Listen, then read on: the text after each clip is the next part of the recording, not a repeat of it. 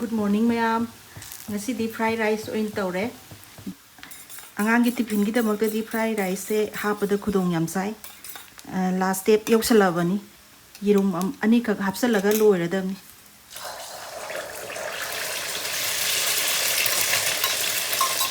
Yirum sidi tongana tawre.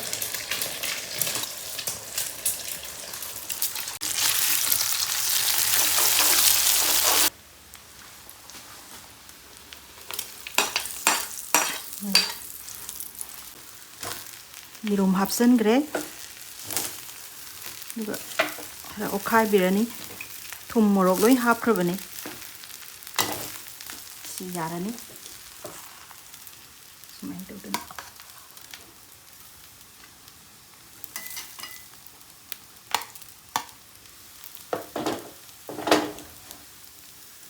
Hai kharaga hap khara loire sida hai ka aga sem gumba je si oina hapsarage sumai tawdana ngasi gi tiffin leire sida di swaida loisinjarage